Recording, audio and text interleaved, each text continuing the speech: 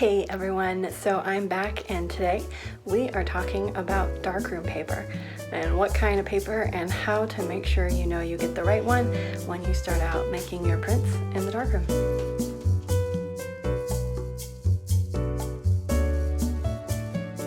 Today I'm going to teach you guys how to understand a box of darkroom paper.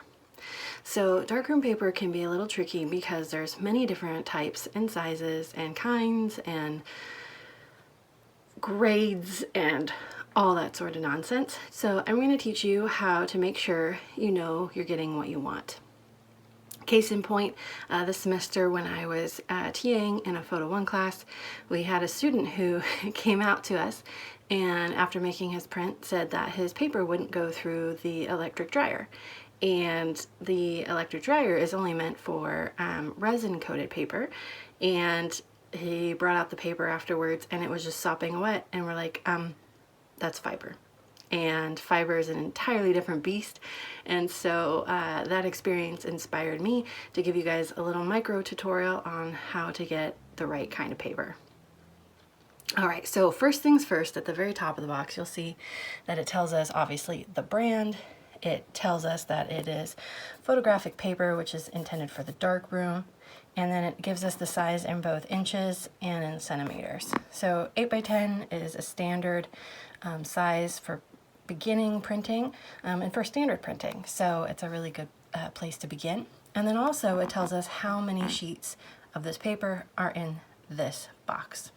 All right, the next thing to know, especially with brands like Ilford that are color coded, that should give you a clue as to if it's the kind of paper you're looking for. So once you find a darkroom paper that you love working with, make sure that you always check for the color, because they realize most photographers, highly visual people, things like color are helpful.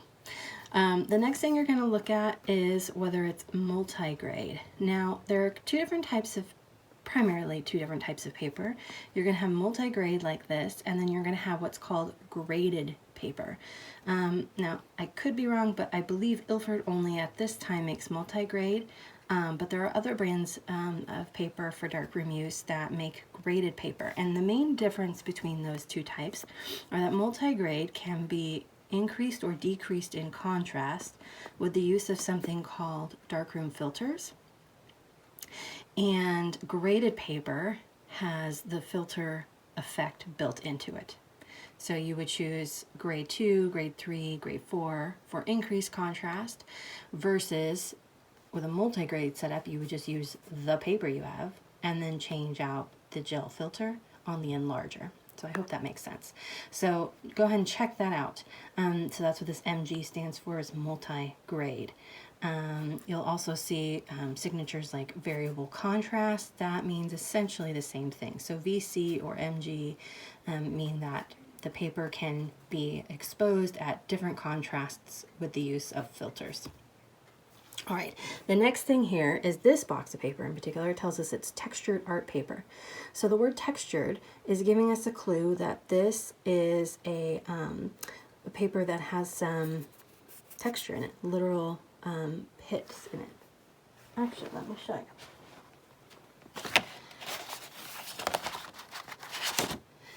So this is a sample of this paper that I have already printed on, so the same stuff that's in this box. And as you can see when we get closer, see all that little texture nonsense goodness? Ooh, deliciousness. That's what the box is referring to when it's telling us it's textured, is that it's not smooth. Alright, so while this is our textured surface, this would be a smooth surface. See how there's literally no texture on that paper? I know it's hard to translate in the video, but if we can see them side by side, yeah, there it is. See, like the smoothness here versus all of that texture?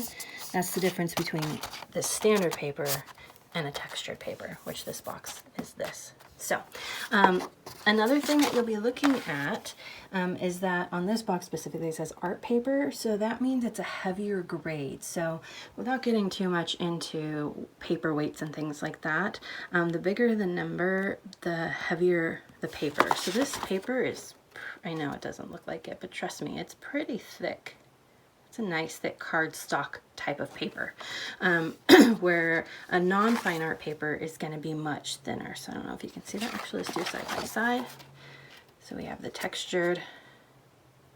I know they look close, but trust, there we go. We can see that's different. So the back piece is the fine art, heavier paper, and the front piece is the standard paper. So that's all the information that this label is telling us. Now, on other boxes of paper, actually, we can see it as it wraps around. This is just a review of the same information. It's textured art, which means it's double weight. It's a fine art paper. How many sheets are in here, and again, the size. So it's reviewing all the same information that we picked up from the front of the box. Now, for comparison, I want to show you a different box of paper. Now, this is one that I've already completely used up, so it's marked up and ignore all that. But I want to show you that on perhaps more standard type of paper, what you're going to see. So this is, again, the brand, the size, the sheets, all right? Plus 5 more inside, woohoo.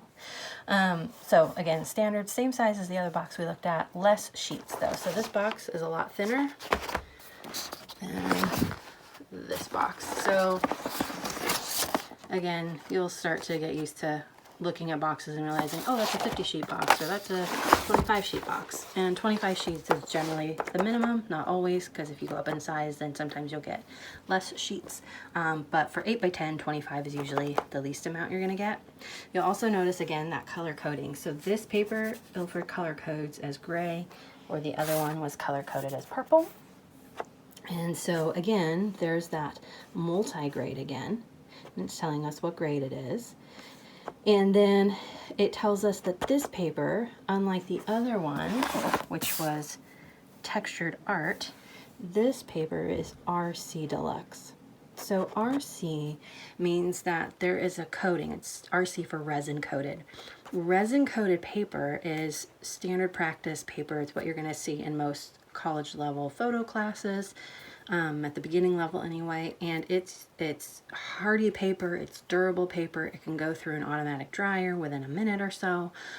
It's great, really great to get started with. It's amazing for that.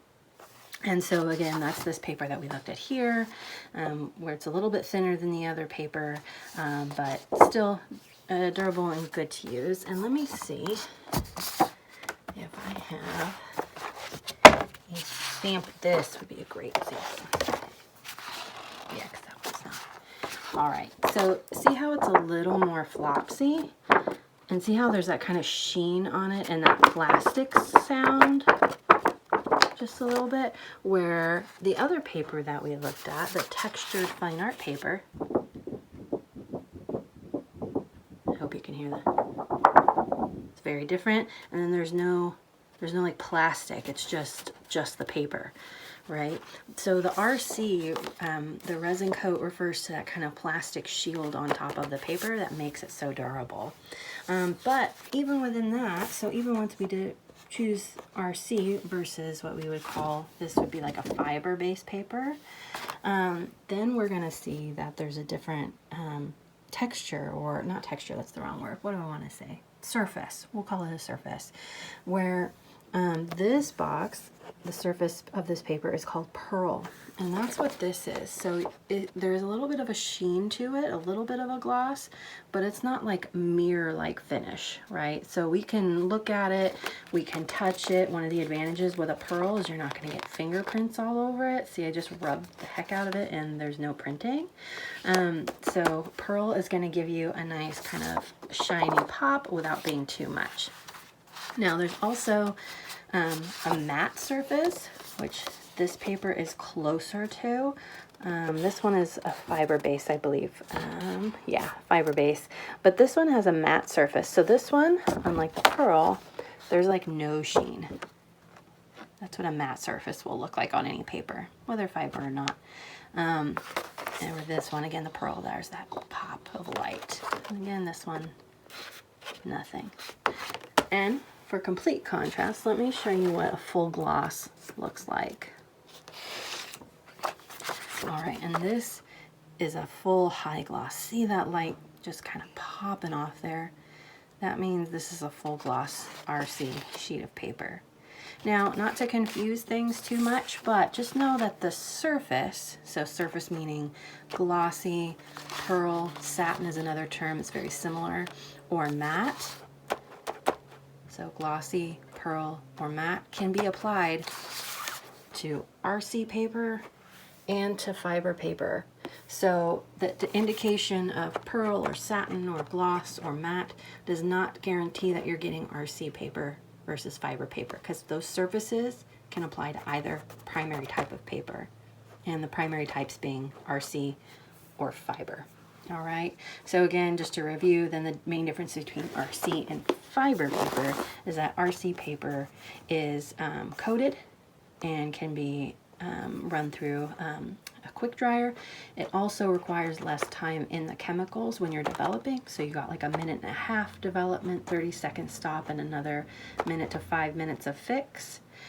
Where fiber paper is not coated, cannot go through quick dryers, and has a much longer development chemical time. So you're talking 3 minutes or higher most often with fiber paper, although read the paper because each one's different. There's a little instruction booklet inside.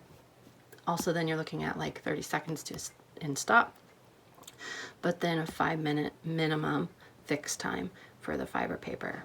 So again, we have the different components, fiber versus RC. You have obviously your size, your quantity numbers on the box, and then the next big thing, once you figure out what type of paper, fiber or RC, then you want to choose what surface you want. So you want, whether you want that glossy surface, that really classic shiny look, whether you want a satin or pearl surface, there we go, or whether you want that real flat muted look. All right, so that's kind of it, guys, for getting started in the darkroom, and I hope this was helpful. Let me know what questions you have down in the comments, and then don't forget to click subscribe, hit that little bell, and join me up for the next video, and let me know what else you want me to review. All right, talk to you guys soon. Bye.